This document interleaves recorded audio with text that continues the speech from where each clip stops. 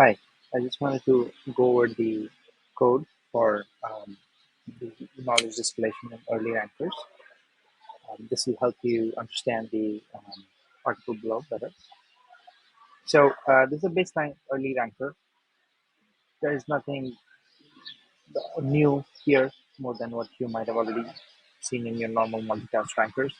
Just writing this so that A, it grounds us in the one implementation on which to build the knowledge distillation, and you can try it out and see for yourself. Okay, so this multitask early anchor takes some inputs with the initialization function where essentially creates a user MLP, an item embedding layer, and an NTML module. In the forward function, which is is where you see this sort of being used, the user features, which are batch size and input user. So some of these like smaller letters, if you want to know, oh, what does it mean? What is the, and there's a T somewhere. I have mentioned them here. IU refers to this one, E refers to this, D to this, and T to this. So I use the input size of the user features. E is the number of user embeddings that are produced by this early ranker. D is the embedding dimension. This is used internally by the early ranker. And T is the number of user tasks that we're trying to compute estimates of.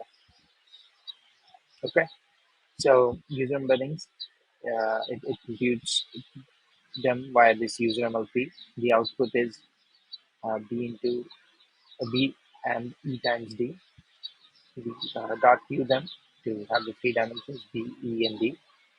Um, Later on, we will see for the specific example here what is E and what is D, and it'll help you ground this in numbers.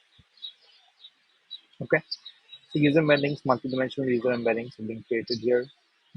Go to our item embedding layer to get the item embeddings.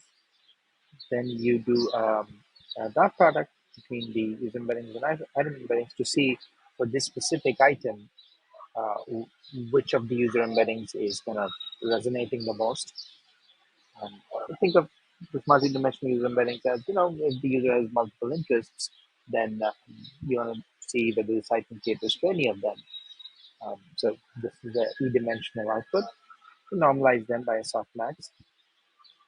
Then you combine the original user embeddings with these normalized user item dots to produce a combined user embedding, but you're sort of giving more importance to the specific user embedding that is closest to the site. Okay, and then you have then you concatenate the combined user embedding, the item embedding, and the dot products into an input, and then you are passing them to an MTML. But for our purposes, it's just a linear layer. The output is important. The output of this MTML is num-user tasks. So the when you apply this, the input was B comma D plus D plus E. The output is B comma T. Okay, so that's and the train forward is where we are computing the loss. It's we run the forward to get the task logics, and we compute the cross entropy loss with the labels that are input to it.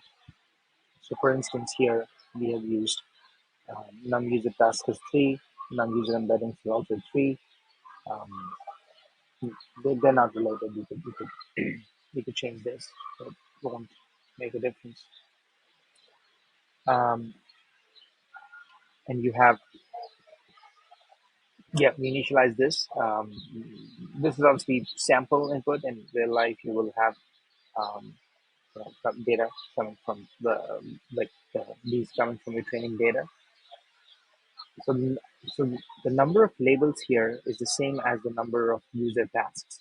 And later on, when we go to the knowledge distillation, you will see how we will change the labels to not just be these user defined labels, also called hard labels, but